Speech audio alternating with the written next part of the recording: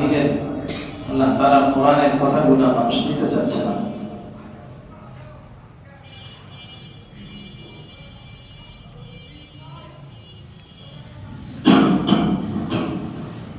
এটা না নেওয়ার পিছনে যে কারণগুলো আমরা খুঁজে পাইছি, যে মানুষ দিনের কথাগুলো না নেওয়ার কারণটা কি, তার মধ্যে সবচেয়ে বড় কারণ হলো হুব্বুদ দুনিয়া। আমার আপনার মধ্যে দুনিয়ার মহব্বত চলে আসছে, দুনিয়ার ভালোবাসা ঢুকে গিয়েছে।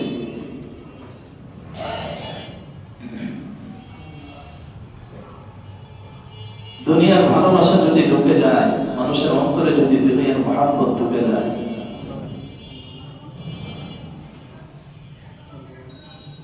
তো এই মানুষকে দুনিয়ার মহব্বত থেকে দূরে সরানো বড় কঠিন হয়ে যায়।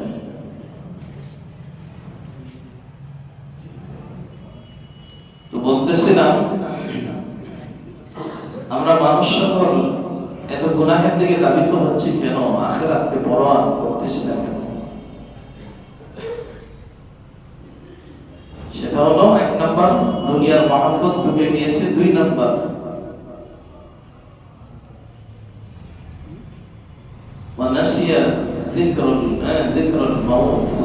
মানুষ মৌতের কথা কি ভুলে গেছে, মৌতের আলোচনাটা ভুলে গেছে।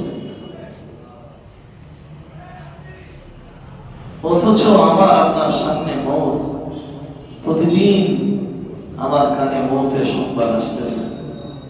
হয়তো মসজিদের মাইকে আসতেছে, নয়তো বা কোনো আত্মীয় স্বজনের মোবাইলের মাধ্যমে আসতেছে, নয়তো ফেসবুক আর ইন্টারনেটের মাধ্যমে মৌতের সংবাদ প্রতিনিয়ত আমাদের কাছে আসতেছে। আসার পরও আমরা যে মৌতের যে চিন্তা ভাবনা, মৃত্যুর যে চিন্তা ভাবনা, সেটা আমাদের মধ্যে নাই। অথচ আল্লাহ রাব্বুল ইজ্জত সূরাতুল আলিফ লাম মিম আস-সাজদার মধ্যে আল্লাহ তাআলা স্পষ্ট করে বলে দিয়েছেন, কুল ইয়াতাওয়াফাকুম মালাকুল মাউত উকিলা বিকুম। আল্লাহ রাব্বুল ইজ্জত বলেন যে আমি প্রত্যেকটা মানুষের জন্য, প্রত্যেকটা মাখলুকের জন্য এক একজন মালাকুল মাউতকে আমি নির্ধারণ করে দিয়েছি। আমরা তো জানি যে আজরাইল আলাইহিস সালাম একজন, না, উনি তো হলো দলনেতা, উনি হলেন দলের লিডার। ওনার অধীনে লাখো লাখো কোটি কোটি মালাকুল মউত কাজ করতেছে। একজন প্রত্যেকটা মানুষের জন্য আল্লাহ তাবারক ওয়া তাআলা মালাকুল মউতকে রেডি করে রেখেছেন। আল্লাহ তাআলা এটা কোরআনুল কারীমের মধ্যে বলছেন যে আমি সবার জন্য, কতগুলো ফেরেশতা তো আমার আপনার সাথে একেবারে লেগে আছে। এর মধ্যে কিরামান কাতিবিন, দুইজন ফেরেশতা, দুইজন, একজন ডান দিকে একজন বাম দিকে লিখতেছে। আপনি মনে করতেছেন যে আমি মনে করতেছি একজনের সাথে কথা বলতেছি, যা মনে চায় তাই বলবো। আমার স্বাধীন, আমি স্বাধীন দেশের মানুষ, আমার যেভাবে মনে চায় আমি সেভাবে কথাগুলো বলবো, যার বিরুদ্ধে মনে চায় তার বিরুদ্ধে বলবো। এমনকি বলতে বলতে ইসলামের বিরুদ্ধে, কোরআনের বিরুদ্ধে, রাসূলের সুন্নাহর ওয়াদা জিন্দেগির বিরুদ্ধে, আল্লাহ ওয়াদাদের বিরুদ্ধে পর্যন্ত কথা বলে, দেখি না? কারণ সে তো চিন্তা করে জবান আমার, কথা বলবো আমি, এখানে আমাকে বাধা দেওয়ার কেউ। কিন্তু আমার এই কথাগুলো যে রেকর্ড হচ্ছে জানেন, কিছুদিন আগে আমাকে একজনে ফোন দিয়েছে যে হুজুর আপনি কথা সাবধানে বলবেন, আপনার কথাগুলো রেকর্ড করে আপনার প্রয়োজন মতো সময় মতো কাজে লাগাবো। এই জন্য আমিও চিন্তা করছি যে আমি আর বসে থেকে লাভ নেই, আমারও রেকর্ড করার দরকার আছে, ঠিক না? সে আমাকে একটা প্রমাণ দেখাবে, আমি যদি তাকে প্রমাণটা না দেখাইতে পারি, কারণ তারাও তো কাজ করে এদিক সেদিক করে আমার কথাকে আমার কথা দিয়ে সমস্যা তৈরি করার ফিকির করবে। এই জন্য সমস্যা যেন না তৈরি করতে পারে আমারও প্রস্তুতি নিতে হবে। আর সমস্যা যেটা তৈরি হবার, যেটা আল্লাহ তাআলার পক্ষ থেকে আসবে, সেটা তো আসবেই। প্রিয় ভাইরা আমার, তো বলতেছিলাম কেউ আমার কথাকে রেকর্ড করতেছে। দুইজনকে আল্লাহ তাআলা লাগিয়ে দিয়েছে যে বান্দা ঘুমাইলো তোমরা বান্দা থেকে আলাদা হওয়া। সুবহানাল্লাহ। আমি মনে করি যে আমি ফেসবুক আর ইন্টারনেটের মধ্যে গুনাহ করতেছি, আমার ঘরে কেউ নাই, দরজা চিপা দিয়ে দেখি কেউ আমাকে দেখে কিনা, জানালার ফাঁকা দিয়ে দেখি কেউ আমাকে দেখে কিনা আমি যে গুনাহের মধ্যে লিপ্ত।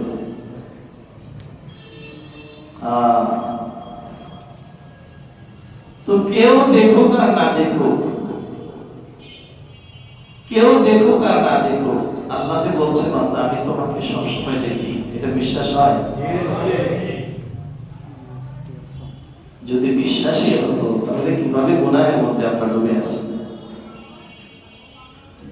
আল্লাহ যে আমার গুনাহ দেখতেছে, তারপরও এই যে 31 ডিসেম্বর গেল, কোথায় কোথায় আলোচনা? মসজিদেও তো বললাম, তারপরে নাইসাবাজারেও তো বললাম, ফোনে 2 ঘন্টা লাগিয়ে বলছি। আমার তো মনে হয় অনেকে বলছে যে হুজুর কমছে, আমার তো মনে হয় কমে নাই, বরঞ্চ বাড়ছে। হ্যাঁ, এবছর আরো বেশি বাড়ছে। অথচ সরকারি আইন ছিল, ওলামায়ে কেরাম প্রত্যেকটা মসজিদে মসজিদে আলোচনা করেছে। জানি না আপনারা আমার কথাটাকে কতটুকু মেনে নেবেন। যে রাত্রে এই গুনাহের সয়লাব হয়েছে, পরের দিন থেকে শীতের প্রকোপ বেড়ে গেছে। খেয়াল করেন, আপনি একটু খেয়াল করেন, যে রাত্রে গুনাহের সয়লাব হয়েছে, গুনাহ বেড়ে গিয়েছে, এর পরের দিন থেকে শীতও বেড়ে গেছে। সেই বুধবার থেকে শীতের অনেক কঠিন অবস্থা চলতেছে। এখন অনেকে মনে করবেন যে এটা প্রাকৃতিক দুর্যোগ। আমরা তো প্রত্যেকটা বিষয়ে প্রাকৃতিক দুর্যোগ বলে উড়াই দিই। এই প্রাকৃতিক দুর্যোগটা হলো কেন? প্রাকৃতিক দুর্যোগ সেটা আসলো কেন? এই দুর্যোগটা আসবে কেন সেটা চিন্তা করি না। কেন আসছে, কিসের কারণে আসছে?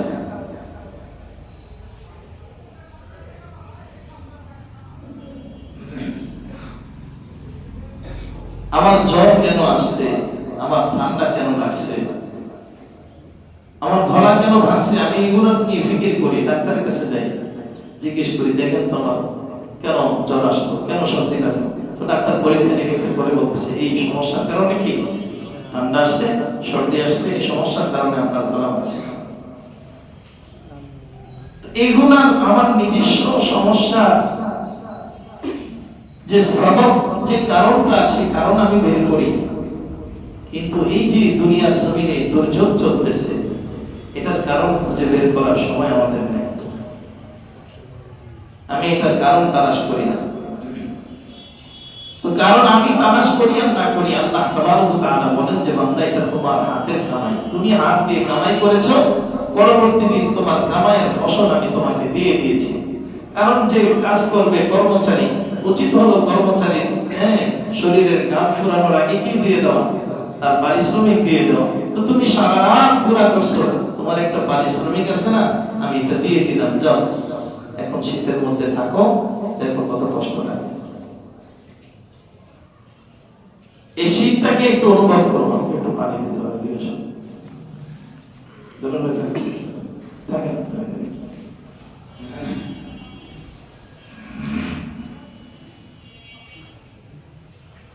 তো এই ঠান্ডা, এই শীত থেকে আমাকে শিক্ষা নিতে হবে। এর চাইতে ভয়াবহ পরিস্থিতি আমার সামনে অপেক্ষমান।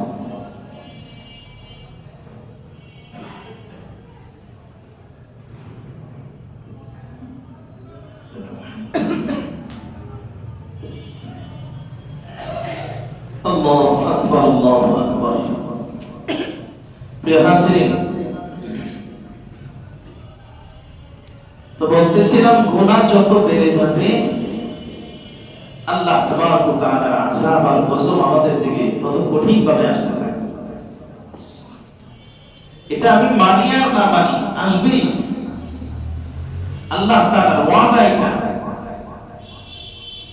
দুনিয়ার ঘরে বাবাকে নারাজ করে যেমন সন্তান শান্তিতে থাকতে পারে না, স্বামীকে নারাজ করে যেমন স্ত্রী শান্তিতে থাকতে পারে না, হ্যাঁ, এলাকার মানুষকে নারাজ করে যেমন সমাজে বসবাস করা যায় না, তো এই জমিনের প্রত্যেকটা দড়িকণা কার ভাই? আল্লাহ। এই জমিনের মালিকানা কার? আল্লাহ। তো আল্লাহকে নারাজ করে আল্লাহর জমিনে আমি থাকবো, আল্লাহকে নারাজ করে আল্লাহ তাআলাকে গোসার আগুনে আল্লাহ তাআলাকে ভাসাইয়া দিয়ে আমি এই জমিনে শান্তির আশা করি, এটা তো পাগলের প্রলাপ ছাড়া কিছুই হতে পারে না। এটা তো পাগলের প্রলাপ।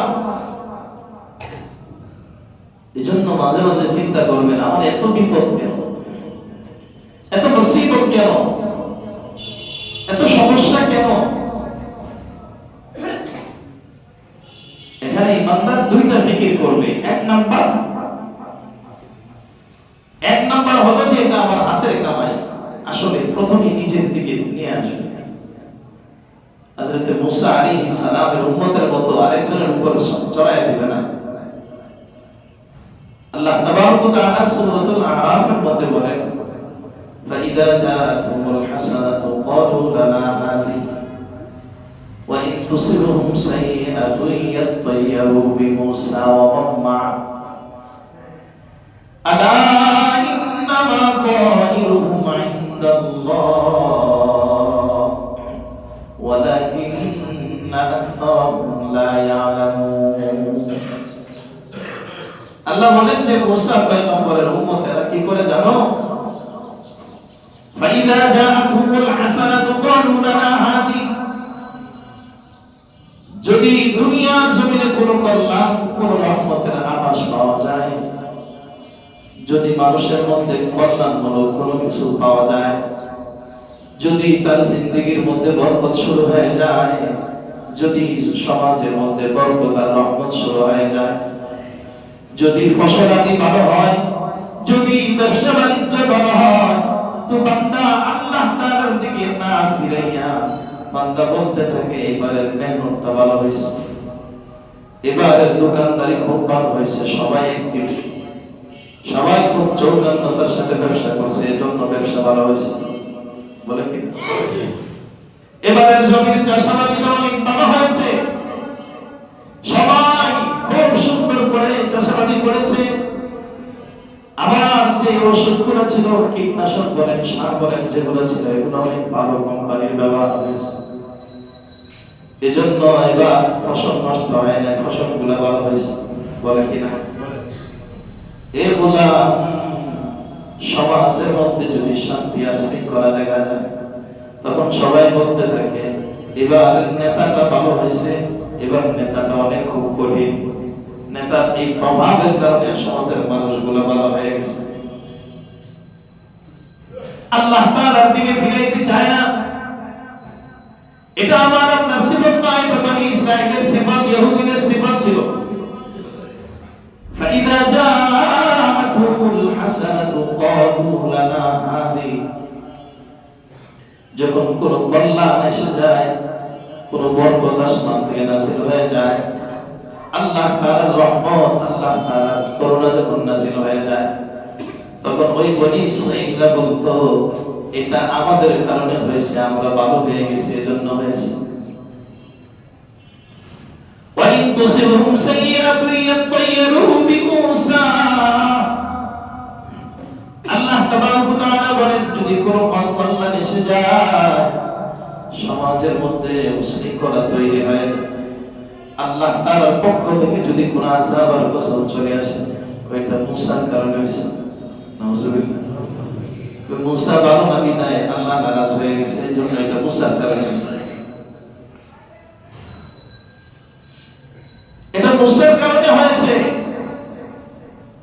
তো এখনো আমরা আমাদের সমাজে এমন আছে যে উল্টা পাল্টা কিছু হইলে এটা মোল্লাদের কারণে হয়েছে। যারা বেশি বেশি মসজিদে যায় এদের কারণে হয়েছে আমরা মসজিদও যাই না, আমগোর কারণে এগুলো হয় না। নাফরমান বুঝেও না যে আগুন জ্বালাইছে সে আরেকজনের উপরে দোষারোপ করতেছে যে এর দোষে আমরা জ্বলতেছি।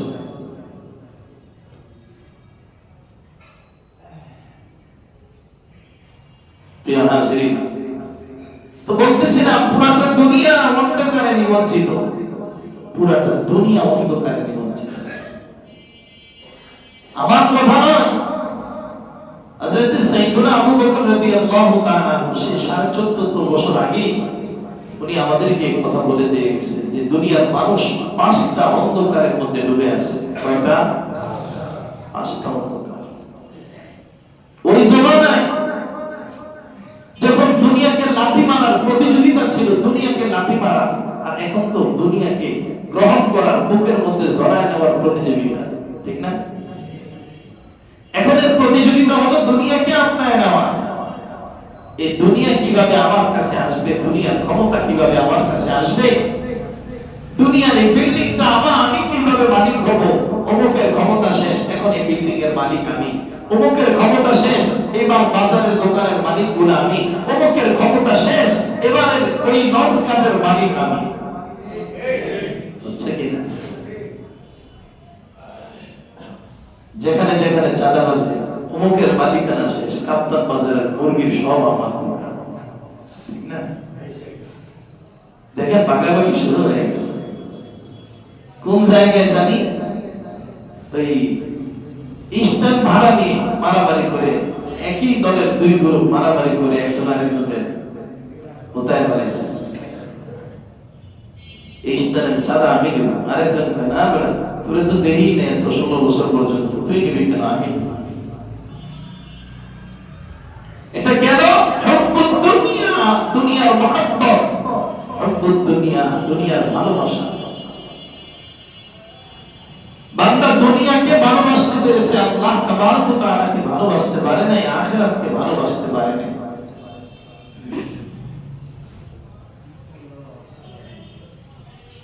পুরাটা দুনিয়া অন্ধকারের মধ্যে, পুরাটা দুনিয়া অন্ধকার। 5টা অন্ধকারের পরে 5টা অন্ধকার যদি দুনিয়ার মধ্যে থাকে, আর অন্ধকার লাগে কয়টা? আর অন্ধকারের দরকার আছে? কিন্তু অন্ধকার তো হযরত আবু বকর বলছে 5টা।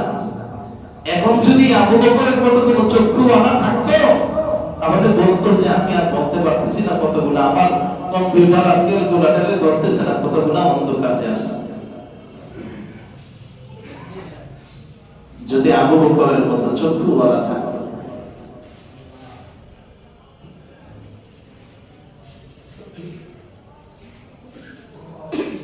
মেরে ভাইও, যত রং তামাশা আমি করতেছি কিনা, যত আনন্দ উল্লাস আর ফুর্তি করতেছি কিনা, আমরা যে অবনতির দিকে যাচ্ছি, আমরা যে ধ্বংসের দিকে হাঁটতেছি, এটা আমরা জানি না। আমাদের যে একদিন হঠাৎ করে প্রাণ দিয়ে কবরের কাছে নিয়ে যাবে, এটা আমি ভাবিও না। कैसा कैसा ताजदारा रानिया शाहजादिया, कैसा कैसा ताजदारा रानिया शाहजादिया, तन बदन सब गल गई, मुर्दा की हालत क्या हुई, तन बदन सब गल गई, मुर्दा की हालत क्या हुई। কত সুন্দর সুন্দর যুবক, কত রাজ প্রসাদওয়ালা যুবক, কত বিল্ডিংওয়ালা, গাড়িওয়ালা, বাড়িওয়ালা যুবক, যার শরীরের মধ্যে মশামাছি পর্যন্ত বসতে পারত না, তার আশপাশে লোকে লোকারণ্য ছিল যে আমার সারের যেন কষ্ট না হয়।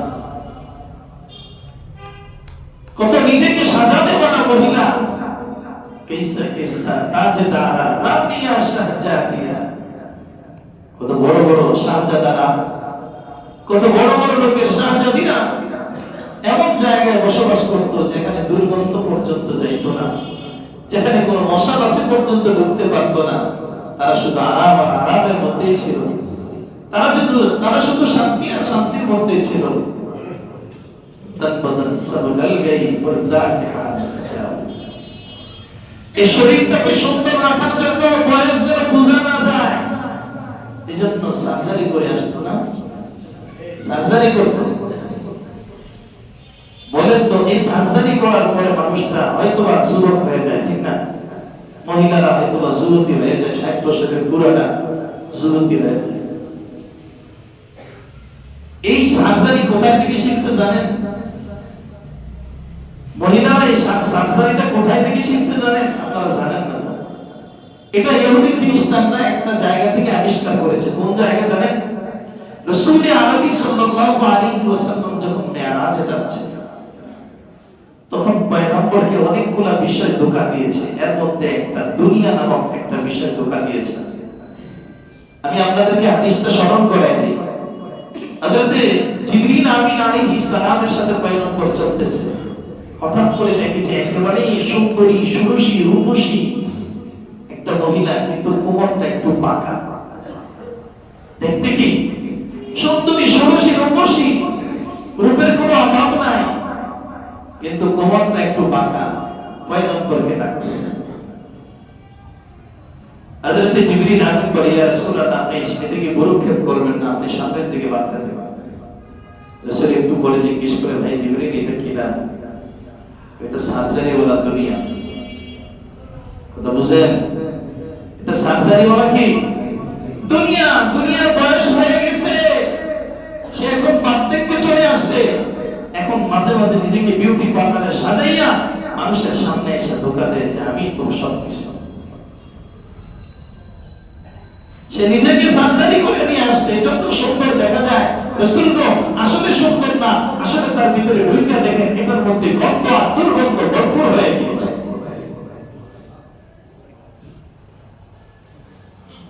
ওই যে মহিলারা এই সার্জারিটা শিখছে ওইখান থেকে, বিউটি পার্লারের সাজাটা শিখছে ওইখান থেকে। যে দুনিয়া যদি হাজার হাজার বছরের বৃদ্ধা হওয়ার পরেও, হাজার হাজার বছরের বয়স্ক হওয়ার পরেও দুনিয়া যদি পয়গম্বরের সামনে সামান্য সময়ের জন্য সৌন্দর্যের রূপ নিয়ে দাঁড়াইতে পারে, আমরা কেন দাঁড়াইতে পারবো না? বলেন তো, এই সার্জারি করার পরে যদি আপনি ওইখান থেকে একটা সার্টিফিকেট নিয়ে আসেন, মালাকুল মউত যখন আপনার কাছে আসবে, তখন আপনি তাকে একটু টেস্ট করবেন যে দেখো, আমি এখন আবার নতুন করে যুবক হয়েছি। আপনি পেশ করবেন, আপনার স্ত্রীকে বলবেন নতুন করে পেশ করতে, যে দেখো মাত্র আমি নতুন করে যুবতী হয়েছি। কাজ হবে? कैसा कैसा ताजदारा रानिया शहजादिया, तन बदन सब गल गई, मुर्दा की हालत क्या हुई। সব শেষ হয়ে যাবে, মালাকুল মউত বুঝলো না যে কে সার্জারি করছে আর কি করছে। আল্লাহর একটা হাবিব, আল্লাহ হাবিবের একটা হাদিস মনে পড়ে গেছে, বলবো? আমি কিন্তু আমার আলোচনা থেকে একটু দূরে সরে যেতে রাগ করেন না। বলছিলাম 5টা অন্ধকারের মধ্যে আছি আমরা। কয়টা অন্ধকার? এটা মনে রাখবেন, প্রয়োজনে আবার আগামী সপ্তাহে বলবো, কারণ এটার কারণ কম তো, একটু সময় রাখে, আগামী সপ্তাহে বলতে হবে। কারণ জুমা না চলে চাকরি থাকবো, এজন্য একটু সময় রাখি, প্যাকেটিং করে রাখি। আল্লাহ হাবিবের হাদিস পয়গম্বর আরবি সাল্লাল্লাহু আলাইহি ওয়াসাল্লাম বলেন যে 4 ধরনের মানুষ, এর মধ্যে এক ধরনের মানুষের কথা আমি আপনাদের সামনে আলোচনা করব, যেহেতু আমার আলোচনায় চলে আসছে, যখন আজরাইলের মালাকুল মউতের কথা আসছে, যে 1 নাম্বার এক ধরনের মানুষ, সে চলতেছে জান্নাতের রাস্তায়, কিন্তু ভুল ক্রমে সে জাহান্নামের দিকে চলে যায়। এটা বল কেমন কথা? চলতেছে জান্নাতের রাস্তায়, ভুল ক্রমে কি করে? জাহান্নামের দিকে চলে যায়। তো ভুল ক্রমে জাহান্নামের দিকে যায়, সেটা কোন ব্যক্তি? কোন ব্যক্তি সেটা জাহান্নামের দিকে চলে যায়? রাসূলুল্লাহ সাল্লাল্লাহু আলাইহি ওয়াসাল্লাম বলেন, মান নাসিয়া সালাতান আলাইহা ফাকাদ নাসিয়া তরিকুল জান্নাহ। যে ব্যক্তি আমার উপর দুরূদ পড়তে ভুলে যায়, সে জান্নাতের রাস্তায় হাইটাও জান্নাতের রাস্তা কি করে ফেলে? ভুল করে ফেলে। কার উপর দুরূদ? জোরে বলেন। এই যে আজকে জুমার বার্তা গেছে, কয়বার রাসূলের উপর দুরূদ পড়ছে? জুমা বার্তা গেছে, কয়বার রাসূলের উপর দরুদ পড়ছে। অথচ জুমার দিনের আমলের মধ্যে সবচেয়ে বড় আমল হলো যে পয়গম্বরের উপর বেশি থেকে বেশি দরুদের আমল করা। সুবহানাল্লাহ। রাসূল বলেন যে ব্যক্তি জুমার দিন বেশি থেকে বেশি দরুদ পড়বে, আমি রাসূলের জন্য তার উপর কিয়ামতের ময়দানে তাকে সুপারিশ করা ওয়াজিব হয়ে যায়। রাসূলুল্লাহ সাল্লাল্লাহু আলাইহি ওয়াসাল্লাম কয়, হুজুর নামাজের মধ্যে তো পড়ি, নামাজের মধ্যে পড়লে আমি শেষ করে ফেলি, কেন তো আর লাগবে না। আল্লাহ হাবিব বলেন নামাজের মধ্যে পড়তে হবে, নামাজের বাহিরেও পড়তে হবে। মানুষ যদি মানুষের জিন্দেগিতে সফলতা চায়, সেজন্য পয়গম্বরের উপর বেশি থেকে বেশি দরুদ পড়ে। আমার কাছে কেউ আসলে যে হুজুর আমার ব্যবসা বরকত হচ্ছে না, আমার ব্যবসা বাণিজ্য নিয়ে আমি সমস্যায় আছি, আমি ডাইরেক্ট একটা আমল দিয়ে দিই, আপনি একেবারে জবানের মধ্যে একেবারে জিহ্বার মধ্যে ফেনা উঠায় ফেলাবেন। কি করে? রাসূল আলাইহি সাল্লাল্লাহু আলাইহি ওয়াসাল্লামের উপর দরুদ পড়েন। কারণ আল্লাহ তাআলা পয়গম্বর বলেন, মান সাল্লা আলাইয়া ওয়াহিদান সাল্লাল্লাহু আলাইহি আশারা মাররা। যে ব্যক্তি আল্লাহর হাবিবের উপর একবার দরুদ শরীফ পড়বে, আল্লাহ তাআলা তার উপর 10টা রহমত নাযিল করবে। সুবহানাল্লাহ। জোরে বলেন। এখন সে যদি 100 বার পড়ে, তাহলে কয়টা রহমত আসবে? 1000 রহমত আসবে নাকি? 200 বার পড়লে 2000 রহমত আসবে, 300 বার পড়লে 3000 রহমত আসবে। এত রহমত নিয়ে যদি বান্দাটা দোকানের মধ্যে বসে থাকে, এত রহমত আর বরকত নিয়ে যদি বান্দা কোরআনুল কারীমের সামনে বসে থাকে, তাহলে তার কোরআন হেফজ হবে না কেন? তার দোকানে বরকত হবে না কেন? তার অসৎ সন্তানটা সৎ হবে না কেন? আমরা তো বুঝি না, খালি হুজুরের পিছনে দৌড়ে। হুজুর কাছে কিছু টিপস দিয়ে দেয়, এটা আমল করতে রাজি না। হুজুর আমল যেটা লাগে সব আপনি করবেন, আমরা খালি আপনাদের কাছে 500 টাকা দেব, দোয়া করে দিবেন, বাস আমি জান্নাতে হয়ে যাব। বাবা রে বাবা, হুজুরের 500 টাকা দিয়ে এতে জান্নাতে কিনে ফেলাইছে। আর আমরা হুজুর চিন্তা করি যে 500 টাকা দিলে বাস মনে হয় আমি জান্নাতে একবারে গেটের পর্যন্ত দিয়ে জান্নাতে বসাইয়া দিয়া।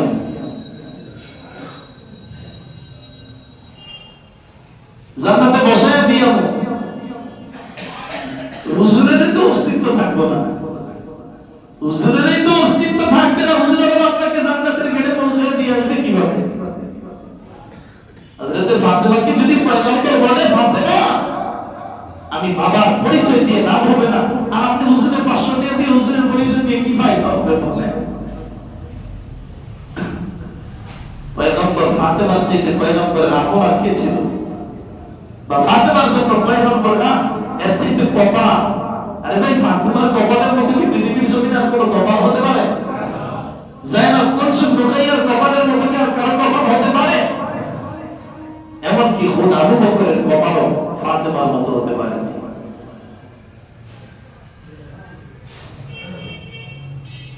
আবু বকর বাবার পরিচয় দিবে, আমি ইবনে কুহাফা।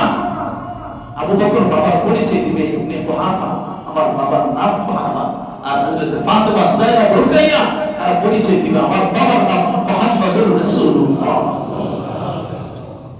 তাইলে বলেন, সে ফাতেমাকে পয়গম্বর কি বলছে? সে ফাতেমাকে কি বলছে? এজন্য আবার আমি হুজুরের টিয়া দিয়ে বন্ধ করে দিই না, যেহেতু জান্নাতে যাইতে পারবো না, আপনাদের টিয়া বুঝে দিব না কিছু দিয়ে মাঝে মধ্যে দিয়ে আমি বলে না দেন আমার মাদ্রাসায় দিয়ে, ঠিক আছে? এটা আমি আমার বাপ নষ্ট করে দিলাম, এতে টেনশন নেই। রিজিকের মালিক তো আল্লাহ। আপনি 500 টাকা দিলে আমরা আমি জান্নাত দিয়ে দেব, খোদা যদি আমার করে কোন হিসাবে চলে জান্নাত দিবেন? প্রিয় ভাইরা আমার, তো বলতেছিলাম যে আবু হযরতের পয়গম্বর যদি ফাতেমাকে হাত জোর করে বলতে পারে, ইত্তাকিন্নাহ ইয়া ফাতেমা ইত্তাকিন্নাহ, মানে কিয়ামতের ময়দানে আমার বাবার পরিচয় দিয়ে কোনো লাভ হবে না, তুমি তোমার আমলের দ্বারা নিজেকে জাহান্নামের আগুন থেকে বাঁচাও। তাহলে মুসলমান বলতেছিলাম, আল্লাহর পয়গম্বর বলেন যে একজন মানুষ দুনিয়ার জমিনে চলতেছে জান্নাতে যাওয়ার জন্য, জান্নাতের রাস্তায় চলতেছে, কিন্তু ভুল করে সে রাস্তায় উঠবে একটা, অন্য রাস্তায় উঠে সে জাহান্নামের দিকে চলে যায়। যায়। নাউজুবিল্লাহ। এটা কোন ব্যক্তি যে পয়গম্বরের উপর কি বলে না, দুরূদ পড়ে না, দুরূদ পড়ে না মুসলমান। এখন তো আমাদের সমাজের মধ্যে দুরূদের অনেক প্রচলন শুরু হয়ে গেছে। কেউ বা খাড়াইতে হয়, কেউ বা বইতে হয়, কেউ বা বলে যে খাড়াইয়া দুরূদ না বললে হয় না, আল্লাহর রাসূলের উপর দুরূদই পড়ে নাই। আরে ভাই, দুরূদের মতো আমল, এত সোজা আমল পৃথিবীর জমিনে আর কোনোটা নাই। আপনি খাড়ায় বললেও দুরূদ হবে, আপনি শুয়ে বললেও দুরূদ হবে, আপনি বসে বললেও দুরূদ হবে। সুবহানাল্লাহ বলে। এখন তো কিছু পদ্ধতি ছাড়া আমি যদি এই যে আমি যখন খুতবা শুরু করি দুরূদ পড়ি, সবার মধ্যে একটা টান আয় না, যদি আবার টান দেয় একটা আল্লাহুম্মা সল্লি আলা করে টান দিলে দেখবেন যে সবাই মাথা ইনে বিনে একবার নাড়ায় বেড়ায় দুরূদ পড়া শুরু করবে। অথচ পৃথিবীর জমিনে সাইয়্যিদুদ দুরূদ, সবচেয়ে শ্রেষ্ঠ দুরূদ দুরূদে ইব্রাহিমী। আচ্ছা, আপনি ওটা না পারেন, ওটা পারেন না আপনি, আপনার কাছে, আরে ভাই আমল তো আমার কাছে। আপনি আরেকজন হুজুরে নিয়ে হুজুর মিলাদ করে দিয়ে যান। মিলাদ, আরে মিলাদ কি জিনিস আপনি বুঝেন? যাক, মিলাদের আলোচনা হয়েছে না আমাদের, হ্যাঁ, 12 রবিউল আউয়ালে এই আলোচনা করেছি। তো বলতেছিলাম দুরূদ এটা যে কোনো অবস্থায় পড়া যায়। আপনার ওযু নাই, তারপরে আপনি দুরূদ পড়তে পারেন। সুবহানাল্লাহ বলেন। আপনি ঘুমাইতে চাইতেছেন, আমি আপনাদেরকে মাঝখান দিয়ে একটা আমল শিখাই, জানি না কত সত্য বলছি কিনা, তারপর আবার বলেন। কেউ যদি ঘুম থেকে জাগে, মাঝে মাঝে ঘুম থেকে জাগে না, একটা খারাপ লাগতেছে, একটু প্রস্রাবের বেগ হয়েছে,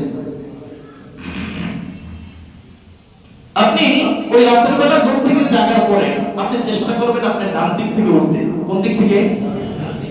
ঘুম থেকে জাগবেন তো আলহামদুলিল্লাহ একটু তো মাথার মধ্যে একটু থাকে, যে চেষ্টা করবেন ডান দিক থেকে উঠতে। ডান দিক থেকে উঠা, আপনি ডান দিক থেকে উঠা যদি বসেন সামনের দিকে ফিরে, তাহলে ক্যাবলাটা কি হবে?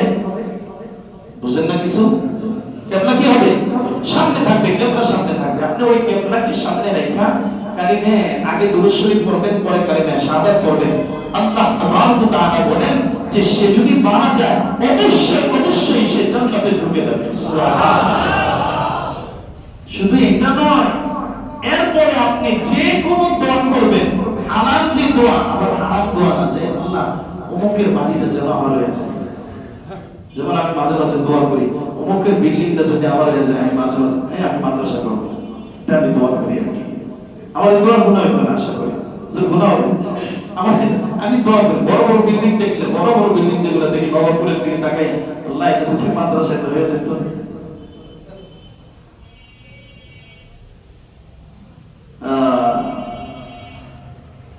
প্রিয় হাজিরিন, তো ওই সময় বৈশা ঘুমের থেকে ওঠার পরে বৈশা আল্লাহ তাআলার কাছে বান্দা যে দোয়া করবে, কালিমায়ে আগে দুরূদ শরীফ পড়বে, পরে কালিমায়ে শাহাদাত পড়ে যে দোয়া করবে, আল্লাহ তাআলা সেই দোয়াটা কবুল করে নেন। সুবহানাল্লাহ। এমন করবেন? পারবেন নি? হুজুর রাত 2টা বাজে ঘুমাই, 3টা বাজে দিনে আবার ফজর করে, এই আমলের সুযোগ আছে নাকি? কারণ আমাদের ঢাকা শহরের ঘুমের সময় কয়টা? 2টার আগে তো চিন্তা করা যায় না, এত সকালে কি ঘুমায়? অথচ চিকিৎসা বিজ্ঞান বলে যে প্রত্যেকটা মানুষের কল্যাণকর ঘুম হবে রাত 10টা থেকে 2টা পর্যন্ত, আর আমরা ঘুমাই 2টা বাজে। রাত 10টা থেকে 2টা পর্যন্ত আপনি ঘুমান, এরপরে আপনার আর ঘুমানোর প্রয়োজন নাই। এজন্যই তো শেষের দিক দিয়ে আমরা রাখতে কুমিল লাইলা ইল্লা কালিলা, বান্দা 2টা পর্যন্ত, 2:30 পর্যন্ত, 3টা পর্যন্ত ঘুমাইছো না, আর লাগবে না, বাকি সময়টা আসো আমি আর তুমি কথা বলি। সুবহানাল্লাহ।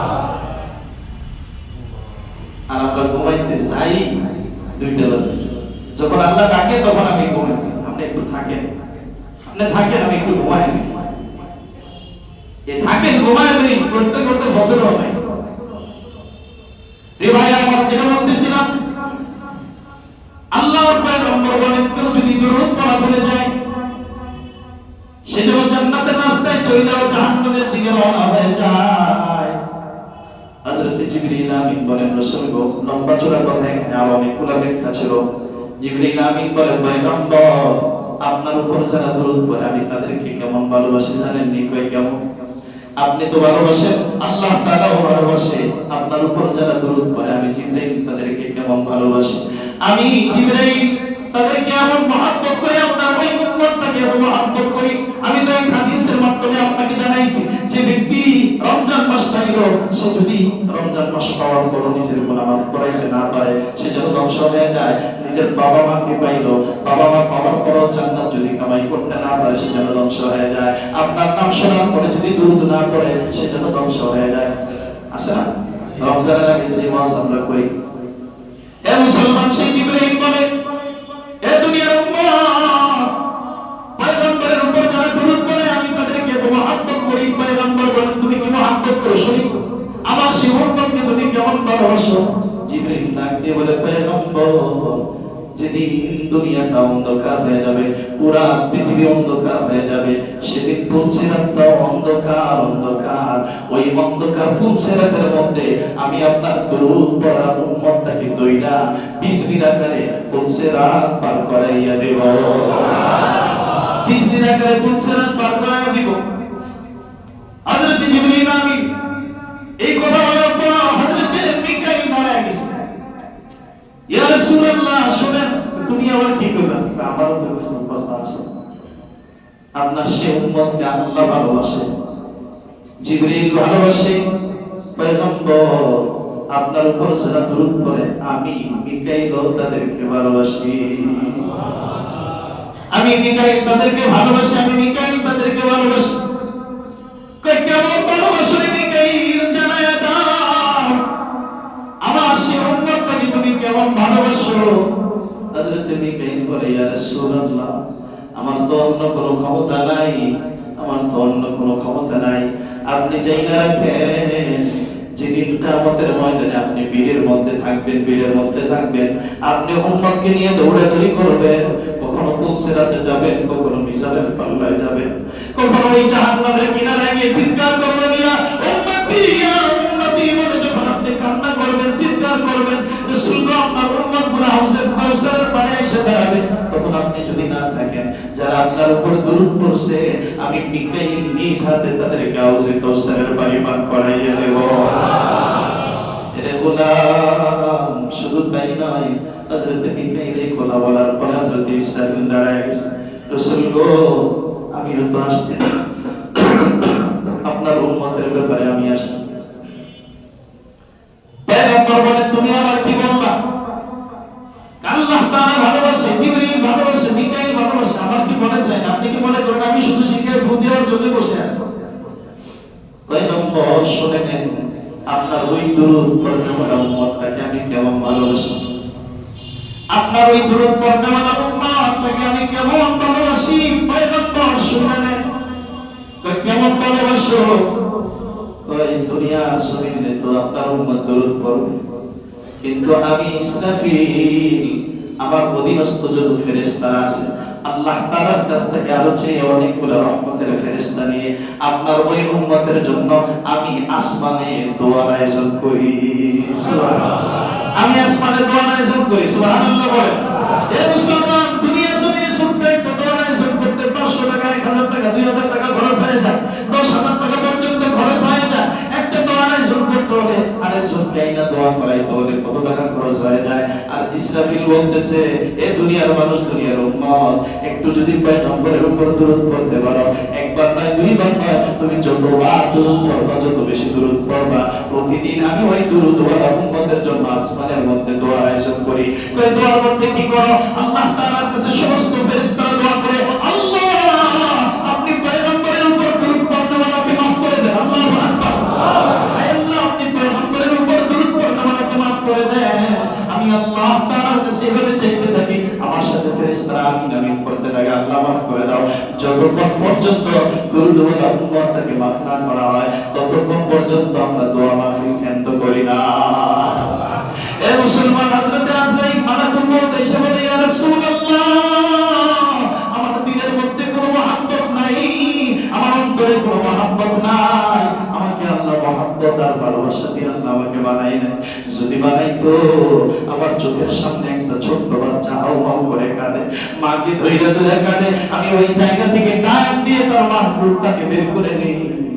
পয়গম্বর আমার দিলের মধ্যে মহব্বত নাই। আমার সামনে সন্তান পেয়ে বাবা নিয়ে অ্যাক্সিডেন্ট করছে, সন্তানটাকে নিয়ে বাবা দৌড়ায়, মা দৌড়ায়। আমি ওই জায়গা থেকে সন্তান বাবার সামনে, মায়ের চিৎকারের সামনে আমি সন্তানকে গ্রহণ করে নিয়ে আসি। রাসূল গো, আমাকে আল্লাহ কোনো মহব্বত দেয় নাই, ভালোবাসা দেয় নাই। যদি ভালোবাসা দিত, ছোট্ট সন্তান তাকে কে বাঁধবে? দুনিয়ার জমিনে কেউ নেই। তার সামনে থেকে তার মা তাকে টেনে নিয়ে আসে, তার সামনে থেকে ওই সন্তান ডাক দিতে থাকে। বাবা যখন আইসিইউর মধ্যে, শিশির মধ্যে থাকে, সন্তানকে, সন্তান আল্লাহ তাআলাকে ডাক দেয়, আল্লাহ আমার বাবাটাকে নিয়ে না, নিয়ে না, কিছুদিনের জন্য দিয়ে যান, দিয়ে যান আল্লাহ। আমি দেখেছি সরওয়ারদি হসপিটালে যখন আমার শ্বশুরকে নিয়েছিলাম, তখন দেখেছি একটা মহিলা ওই বেডের মধ্যে, বারান্দার মধ্যে গড়াগড়ি দিয়ে কান্দে। আমার কাছে এসে বলে, হুজুর দোয়া করেন আমার ছেলেটার যেন আল্লাহ না নেয়, আমার ছেলেটা শিশিরের মধ্যে পড়ে আছে, আমার ছেলেটার জন্য দোয়া করেন, আমি মারা যেন নিয়ে যাই, আল্লাহ যেন আমার ছেলেটারে না নেয়। মালাকুল মউত বলে, আমার কাছে মায়া লাগে না, মায়া লাগে না, মহব্বত লাগে না, তবে একটা বান্দার ব্যাপারে মহব্বত লাগে, আপনার ওই উম্মত, যে উম্মত দুনিয়ার জমিনে আপনাকে বলে না আল্লাহু আকবার বলে না, পয়গম্বর যে উম্মত আপনাকে বলে না, আপনার উপর দরুদ পড়ে, আমি তাকে কষ্ট দেই না। আমি একজন নবীর রোজ এইভাবে নজর করি, একজন দুরূদওয়ালা উম্মতের লোকটা ওইভাবে শান্তি আর রহমত আর বরকতের সাথে নজর করে দেয়। আল্লাহু আকবার বলেন। আল্লাহ হাজিরিন, আমি আপনাদেরকে কোথায় থেকে নিয়ে আসলাম যে দুনিয়াটা অন্ধকার, অন্ধকার, আর এই অন্ধকার থেকে, ওই কবরে আসার থেকে বাঁচতে হবে। অন্ধকার দুনিয়ার এই মহব্বত, এই দুনিয়ার জমিনের অন্ধকার থেকে বাঁচতে হবে। আমাকে আলো জ্বালাইতে হবে, আলো জ্বালাইতে হবে, মনে আছে? আলো জ্বালাইতে হবে, আলোর ব্যবস্থা করতে হবে। দুনিয়াটা অন্ধকার, আর এই অন্ধকার দুনিয়ার মধ্যে চলতে হবে। এই দুনিয়ার মহব্বত ছাড়তে হবে, দুনিয়ার ভালোবাসা ছাড়তে হবে। দুনিয়ার মহব্বত ছাইরা আল্লাহর পয়গম্বরের সাথে মহব্বত লাগাইতে হবে। পারবো তো ইনশাআল্লাহ? সবাই পারবো ইনশাআল্লাহ? সময় আমার শেষ, অনেক আলোচনা বাকি, বাকি আলোচনা ইনশাআল্লাহ আগামী সপ্তাহে হবে, ঠিক আছে ভাই? ইনশাআল্লাহ আমরা একটু আগে আগে এসে যাবো। শীত আর যাই হোক, শীতের সময় তো আপনি কোথাও যান না, ঘরেই বসে থাকেন। তো ঘরে বসে না থেকে একটু আগে যদি মসজিদে চলে আসেন, আমি আপনাদেরকে নিয়ে একটু আগে বসতে পারি। আমার তো সবসময়, আমি ওইখানে থাকতে সবসময় আমি আজানের সাথে সাথে বসতাম, কিন্তু আপনাদের এখানে কি নিয়ম জানি আমি বুঝতে পারতেছি না। আপনাদের এখানে অনেক সময় লাগে আমাকে বসতে, তো এই জন্য আপনারা যদি আগে চলে আসেন, আমি ইনশাআল্লাহ আপনাদের সাথে সাথে চলে আসার ফিকির করব। আসবেন তো ইনশাআল্লাহ? আগামী সপ্তাহ থেকে আরেকটু আগে আজানের সাথে সাথে যেন আমরা বসতে পারি। একটু কথা, অনেক সময় তো অনেক জায়গায় আপনারা শোনেন, কিন্তু মসজিদের কথাগুলোর মধ্যে নূর রুহানিয়াত আলাদা, ঠিক না বাবা? এই জন্য মসজিদে আমরা আগে চলে আসবো। আগে চলে আসতে ফায়দা তো একটা না, আমি যতক্ষণ বসে থাকবো, এই যে আমি